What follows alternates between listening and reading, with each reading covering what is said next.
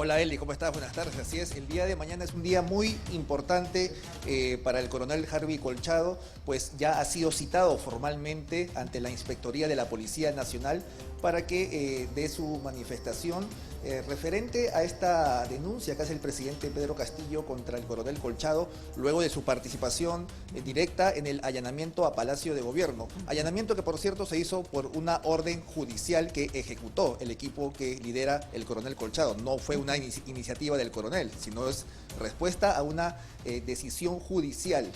Entonces, el día de mañana el coronel Harvey Colchado se hará presente en la Inspectoría de la Policía Nacional para empezar este procedimiento que, como conversábamos con el general en retiro, José Baella, no es un proceso administrativo que ya se haya iniciado, sino que estamos en una etapa, digamos, previa, una diligencia previa, donde un coronel a cargo de esta diligencia se encargará de recabar las pruebas, elementos o indicios que puedan dar soporte a una denuncia ya formal, para que así se inicie ya un procedimiento administrativo disciplinario contra el coronel Harvey Colchado. Es lo que nos mencionó el día de hoy el general en retiro José Baella. Entonces, este proceso aún está por iniciarse y el día de mañana será un día importante porque el coronel Harvey Colchado dará su declaración.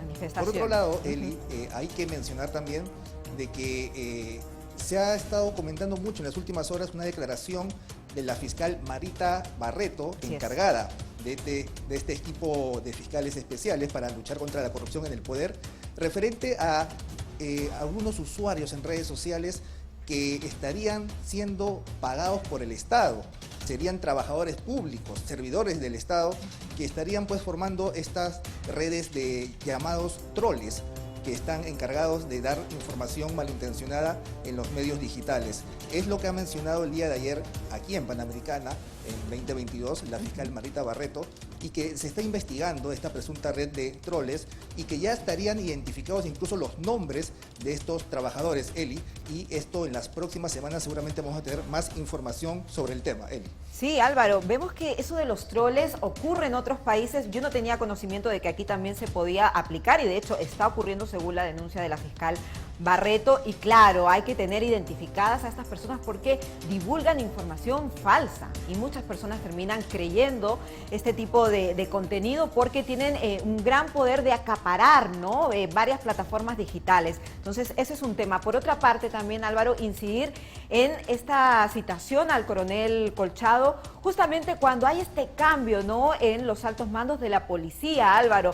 Muchas personas dicen aquí hay algunas cosas que no encajan muy bien y levantan tal vez suspicacias, ¿no?, que precisamente cuando hay este cambio se realiza la citación.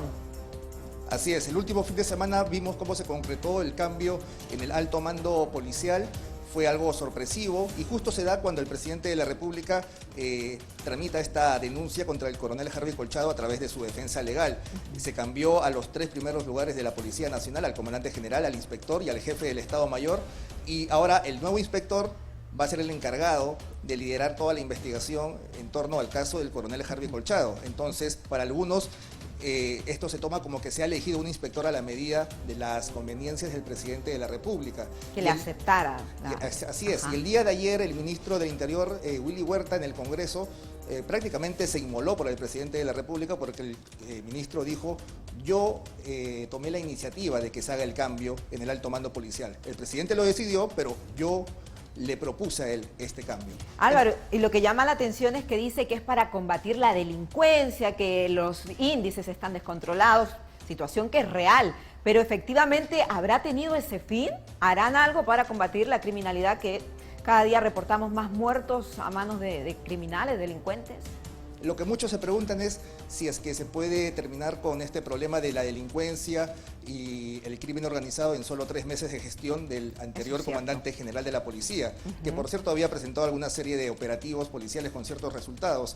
Entonces esto genera mucha controversia y suspicacia porque es en este momento cuando el presidente de la República está siendo investigado, donde hay diligencias en contra de su familia a cargo de un coronel que, digamos, ha mostrado eficiencia en su trabajo y ahora ahora se le cuestiona de esta manera y vamos a ver qué es lo que pasa. Y te mencionaba lo de Marita Barreto y esta red de troles, porque justamente en las últimas horas se ha estado difundiendo información sobre el coronel Colchado en las redes sociales. Entonces está relacionado a ambos temas. Se está filtrando información sobre el coronel y su familia con datos que son imprecisos, con fotografías que no son correctas y se está tratando de, digamos, influenciar en la opinión pública de manera incorrecta con datos falsos. Negativa. Y por eso es que la fiscal Marita Barreto ya está investigando el caso y va a presentar nombres concretos de personas, servidores públicos pagados por el Estado que presuntamente estarían detrás de estas redes, estas cuentas en las redes sociales. Plataformas digitales. Álvaro, también ayer, bueno, tuvimos como entrevistado a Benji Espinosa, uno de los abogados del presidente Pedro Castillo, y él nos contaba un pasaje del día del allanamiento, que precisamente cuando estaba el otro abogado, el señor Eduardo Pachas, el coronel Harvey Colchado habría roto un documento, ¿no? Entonces, que él tenía el otro abogado del presidente, el señor Pachas. Entonces, que este tipo de actitud, según la percepción, habría sido un poco altanera, tal vez un poco matonesca, podríamos decir, y que habría sido uno de los motivos por qué envían esta misiva a la Inspectoría de la Policía. ¿Tú sabes algo al respecto? Esa es una versión que ha dado el abogado del presidente, es algo que no conocemos con certeza porque es algo que pasó en el ambiente más íntimo de Palacio de Gobierno en una diligencia fiscal. Entonces, es la versión de la defensa del presidente.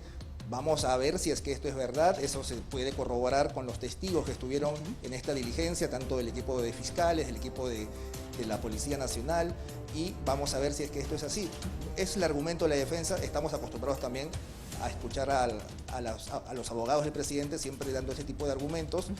Es su versión de los hechos. Así es, y siempre es importante escuchar ambas partes para que las personas, nuestra audiencia pueda, por supuesto, tomar su propia percepción de los hechos. También otro hecho que llama mucho la atención es el nuevo puesto de trabajo que tiene el ex ministro de Defensa, el señor Gavidia, que se va a Londres, ¿no, Álvaro? Se va a Londres, a esta organización marítima internacional en representación del Perú. Es una institución que, digamos, tiene presencia o abarca los gobiernos de diferentes países. En este caso, el puesto está ligado al Ministerio de Relaciones Exteriores y el señor Gavidia va a ir en representación del Perú en un puesto que es por 2 años, o al menos que el presidente de la República disponga su retiro. Pero en principio es un puesto por 2 años en Londres y causa sorpresa porque el ministro había renunciado y ya no se esperaba su participación en ninguna instancia del gobierno o del Estado peruano, pero bueno, vemos que rápidamente ha conseguido un nuevo empleo en el Estado y recordemos también que él renunció, pero se mantuvo en el cargo más de una semana, no se retiró rápidamente. Y que también habían acusaciones de que familiares de él tenían también contratos con el Estado y también él había mencionado que eso era muy incómodo, que tenía problemas familiares, que la situación no había sido como la habían planteado algunos medios de comunicación también. Así es, y esas investigaciones tendrán que seguir su curso aquí en el Perú por parte del Ministerio Público. Se había hablado de un mal uso de los recursos públicos, dado de que había viajado con sus hijas en un avión de la Fuerza Aérea del Perú, cuando esto no debería hacerse, según dicen los entendidos en estos temas. Y entonces también había el tema que tú bien has mencionado sobre su esposa, que logró un contrato en el sector público, siendo el señor Gavidia ministro de Defensa. Son temas que están en investigación y vamos a esperar los resultados de las mismas. Ok, también volver a la fiscal Barreto, porque ella también señaló que hay un brazo articulado, ¿no?, que estaría generando estrategias para defender al presidente de la República y que también ellos se enfrentan a obstáculos de manera diaria prácticamente para continuar con estas investigaciones de una presunta organización criminal que operaría en propio Palacio de Gobierno. Así es, y no es difícil de notar lo que dice la fiscal, dado de que a diario escuchamos pronunciamientos de las autoridades del Ejecutivo. El presidente del Consejo de Ministros, Aníbal Torres, prácticamente a diario critica y cuestiona el trabajo del Ministerio Público, que es una institución autónoma y que persigue el delito, ¿no? Y así vemos, así como el presidente del Consejo de Ministros, también los demás miembros del gabinete constantemente atacan a los organismos autónomos del Estado peruano, al Poder Judicial, al Ministerio Público, a la Policía Nacional. Entonces, hay argumentos para sostener lo que dice la fiscal Marita Barreto. De acuerdo. Álvaro, y también hablemos del ex ministro de Vivienda, ahora ministro de Transportes y Comunicaciones, Keiner Alvarado, que también la próxima semana tendrá que presentarse en el Congreso de la República de cara a una interpelación. ¿Cuál es, digamos, es la proyección de lo que pudiese ocurrir? Sabemos que el Congreso poca acción ha tomado últimamente y realmente él está implicado en casos bien cuestionados. Bueno, la aprobación de la interpelación se dio por más de 80 votos, así es que hay un consenso en que el ministro debe responder preguntas y si no las responde de manera satisfactoria, es muy probable que se empiece a tramitar una moción de censura. El día de ayer, el oficialismo Perú Libre ha votado a favor de la interpelación. Cambio Democrático, que es una bancada aliada del gobierno, votó a favor de la interpelación. Solo han sido respaldados el ministro Keiner Alvarado por el bloque magisterial y por la bancada Perú Bicentenario, que son ex miembros de Perú Libre. Pero después hubo un apoyo, digamos, casi unánime a favor de que se le interpele.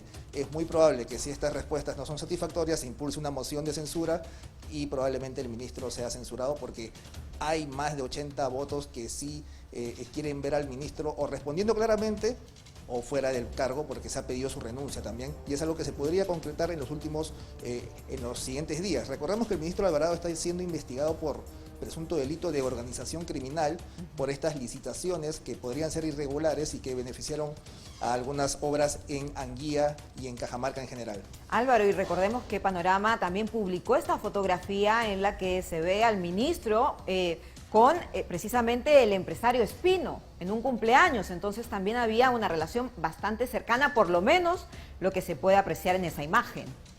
Así es, la foto demuestra de que extraños no son, y que se conocen muy bien y que comparten ambientes o situaciones familiares, íntimas, de personas de mucha confianza, y esto también nos da mucho que pensar porque justamente es con este alcalde con quienes se dan estas licitaciones y estas obras en Anguía por millones de soles y que hoy están siendo cuestionadas por las presuntas irregularidades que hubo en todo el proceso de licitación y que nace a raíz de un decreto de urgencia firmado en octubre del año pasado que destinó 500 millones de soles para las obras del Ministerio de Vivienda. Y para ser exactos, era el ministro con el alcalde de Anguía los que aparecían en esa fotografía, que es lo que tú mencionas, esta supuesta articulación de una red que apoyaba y beneficiaba precisamente con licitaciones millonarias a este municipio con empresas determinadas como por ejemplo la de los hermanos Espino. También la semana que viene Lilia Paredes, la primera dama, tendrá que presentarse ante la Fiscalía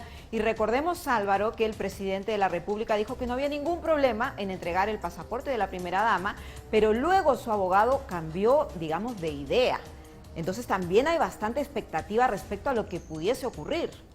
Así es, el abogado Benji Espinosa ha dicho de que se está analizando el tema. El presidente parece que se precipitó un poco y se adelantó y dijo que iba a entregar el pasaporte, pero el abogado Benji Espinosa, que es abogado de Lilia Paredes, ha mencionado que se está evaluando esa posibilidad y que posiblemente en los siguientes días se concrete esto, pero no es nada seguro. Igual tiene una citación ante la Fiscalía y vamos a ver si es que responde ante la Fiscalía a las preguntas o si opta por mantenerse en silencio, que también es su derecho. Es su opción. Álvaro, finalmente tú que vas prácticamente a diario al Congreso de la República, ¿has podido medir un termómetro finalmente si los parlamentarios estarían de acuerdo a una eventual vacancia presidencial? ¿Realmente se podrían juntar esos votos? Cada vez hay más voces a favor de la vacancia, sin embargo, no todos están convencidos de que este sea el momento adecuado. ¿Qué es lo que ellos plantean?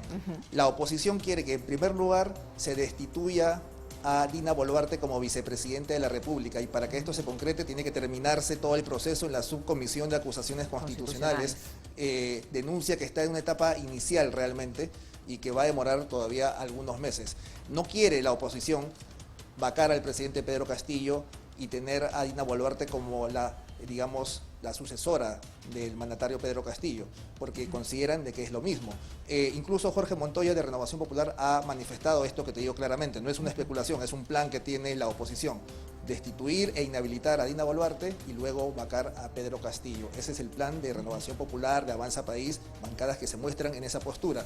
Por otro lado, hay congresistas como Edward Málaga, que ya está empezando a tramitar una moción de vacancia, está juntando firmas, está conversando con los parlamentarios. Él dice que sí va a alcanzar los 87 votos, pero en unas bancadas están señalando de que él debe esperar un poco, porque primero, lo que te mencionaba, primero hay que resolver el tema de Dina Boluarte, es lo que mencionan en Renovación Popular. Así que vamos a ver si es que esto finalmente se concreta. Por ahora parece prematuro hablar sobre una vacancia de 87 votos, aunque ya el congresista Edward Málaga, con Diego Bazán y Carol Paredes, están empezando a tramitar esta moción.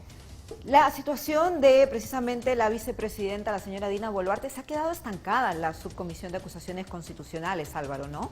Sí, es un proceso que tiene muchas etapas. Se presenta un informe inicialmente, después de este informe pasa a la comisión permanente lo devuelve a la subcomisión de acusaciones constitucionales, se forma un equipo para investigar, se le da un plazo, se vota otra vez en la comisión permanente y luego de esto pasa al pleno del Congreso, y en el pleno del Congreso no pueden votar los integrantes de la comisión permanente, solamente el resto de parlamentarios. Todo ese proceso toma varias semanas, porque también tiene que haber audiencia con la parte imputada, que tiene que defenderse. Claro, entonces, claro que sí. Todo esto es un proceso y va lentamente y depende únicamente de la voluntad de los integrantes de la subcomisión de acusaciones constitucionales. Esto es voluntad, esto es querer hacer las cosas. Si ellos quieren acelerar, lo aceleran. Si no quieren, no lo hacen. Y en este momento, la subcomisión tiene mayormente integrantes afines al gobierno. Incluso el ponente de esta causa es el congresista Edgar Raimundo, de Cambio Democrático, a quien incluso se le quiso cambiar, pero él es el ponente de la causa y vamos a ver qué es lo que dice su informe final en esta primera etapa, porque todavía falta bastante en este proceso. O sea, quedarían incluso algunos meses, podría ser. Álvaro, ¿y en qué quedó esta propuesta de la congresista Patricia Chirinos de que los parlamentarios que están siendo investigados o implicados en algunos casos, ¿no?, que podrían ser considerados fuera del marco legal, participen como representantes en comisiones claves del Congreso? Ese es un tema que está en análisis aún, pero hay que indicarle que en el reglamento del Congreso ya se indica de que un congresista investigado no puede ser parte de ciertas comisiones. Entonces ya está normado esto. No hay ninguna novedad con el proyecto de Patricia Chirinos, aunque puede ser de que ahí se pueda hacer una especificación, ¿no? Por determinados temas, que quizás estos congresistas no puedan integrar ciertas comisiones sensibles o comisiones especiales. El proyecto está en análisis y seguramente se van a hacer cambios en el transcurso de ese análisis y luego se someterá a votación. Pero por ahora las cosas están, como ya sabemos, el reglamento del Congreso dice una cosa y vamos a ver si es que esto se hace realidad, porque los congresistas cuestionados finalmente sí están integrando las comisiones. Exactamente. De hecho, tenemos unos cuantos que precisamente participan de comisiones muy importantes, como por ejemplo el congresista cuestionado que es dueño de varias universidades, si me ayudas, Álvaro. José Luna. José Luna, por ejemplo, es uno de ellos. Claro, él preside la Comisión de Presupuesto en el Congreso y bueno, tiene una investigación por lavado de activos y también por el caso Odebrecht. Entonces, ahí no estaría aplicando la norma, ¿no? No se está aplicando, ¿no? Claro. Pero vamos a ver si es que hay alguna modificación en el reglamento del Congreso que haga más específica la norma y queden así fuera de dudas cualquier tipo de cuestionamiento a los nombramientos, ¿no? De acuerdo, sería importante revisar esa situación. ¿Y qué pasó con el parlamentario Freddy Díaz? Recordemos que él tiene una acusación de una presunta agresión sexual a una trabajadora también del Congreso. ¿Finalmente se determinó algo en torno a su caso? El día de mañana es un día importante para ese caso porque hay sesión de la Comisión de Ética Parlamentaria donde se debería presentar el informe final de la Comisión de Ética respecto a ese caso. Es decir, el día de mañana el equipo técnico de la Comisión de Ética va a recomendar una decisión, si es que se le debe sancionar, si es que se le debe absolver.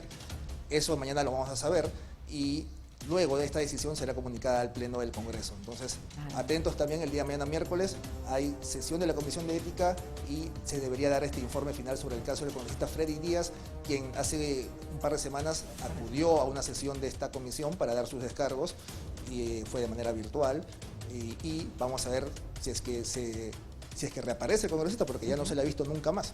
Claro. Álvaro, ¿y qué sanciones podría tener este parlamentario? Digamos, ¿qué podría ocurrir en las próximas horas? La máxima sanción en el Congreso es una suspensión de 120 días. 120 días. No hay más que eso. Después, la parte penal Esa ya parte lo ve el Poder Judicial, ¿no?, tras una acusación del Ministerio Público, y eso ya va por otra vía, ¿no? En la vía parlamentaria la sanción es administrativa de suspensión de hasta 120 días. Perfecto. Y en cuanto a la trabajadora, ¿no?, que hizo esta acusación, ¿qué pasó con ella? Supuestamente la presidenta del Congreso, Lady Camones, indicó de que se le iba a dar todo el apoyo necesario, todo el respaldo y el soporte para una persona que es víctima de este tipo de situaciones tan terribles. Esperemos de que se esté dando esto, ¿no? Es lo que mencionó la mesa directiva, y vamos a ver si es que ella es reubicada en otro puesto del Congreso o veremos qué pasa, porque no podría volver a trabajar directamente con su agresor, ¿no? Por supuesto, sería terrible. Si es que el agresor no termina en la cárcel, si es que el Poder Judicial así lo decide, ¿no? Totalmente de acuerdo, Álvaro. Mira, me gustaría incidir en este cambio de postura de Perú Libre, porque como bien comentabas ayer, ellos votaron a favor de la interpelación de Gainer Alvarado, el ministro ahora de Transportes y Comunicaciones. ¿Sería una nueva estrategia? ¿Ya no hay, digamos, una alianza con el gobierno? ¿Qué estaría ocurriendo? Bueno, ya desde hace varios meses el congresista Valdemar Cerrón ha indicado de que ellos no son oficialistas. Ya cambiaron. Lo ha indicado claramente. Yo creo que ahí hay Perú Libre es muy cambiante en algunos aspectos, y cuando la cuota de poder del señor Vladimir Cerrón se disminuye, empieza las asperezas y los enfrentamientos entre Perú Libre y el gobierno. Cuando la cuota de poder del señor Vladimir Cerrón aumenta en el gabinete, digamos que las asperezas se van limando un poco. Es lo que hemos venido viendo en los últimos meses. Recordemos que Perú Libre siempre tiene un discurso de, digamos, anticaviar, como ellos mencionan, ¿no? Es que es verdad. Entonces, cuando ellos ven que hay ministros que no son de su línea política, ellos cuestionan al gobierno. Cuando hay ministros que sí son de su línea, entonces digamos, se vuelven más blandos con el Ejecutivo. En este momento hay cierto distanciamiento, hay muchas renuncias de Perú Libre, de hecho se formó el bloque magisterial, y bueno, vamos a ver si es que esto se sigue incrementando y si es que hay más renuncias en Perú Libre. Y hoy por hoy, ¿quiénes son los aliados del presidente de la República en el Congreso? El principal aliado es el bloque magisterial, que son los maestros ¿Quiénes se separaron precisamente? Se separaron de Perú Libre, postularon por Perú Libre, ¿no? Se separaron y han formado el bloque magisterial. También hay ex Perú Libre que han formado bancadas como Perú Democrático y Perú Bicentenario. Y también está la bancada de Cambio Democrático, que era Juntos por el Perú, que también son aliados del gobierno.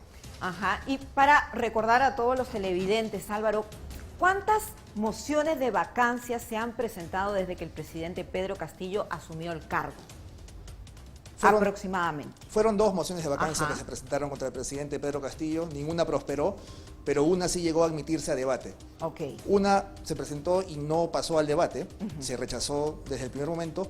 La segunda sí pasó a debate y el presidente tuvo que defenderse, pero tampoco alcanzó los 87 votos. Ahora se estaría preparando una nueva, entonces. Se estaría preparando una tercera moción de vacancia, algo inédito en la historia del Perú, pero es la realidad, y todo esto en solo un año de gobierno. Increíble, Álvaro. Muchísimas gracias, como siempre, tan completa la información, y por supuesto mañana estaremos muy atentos a todo lo que ocurra en el Congreso de la República. Que tengas una excelente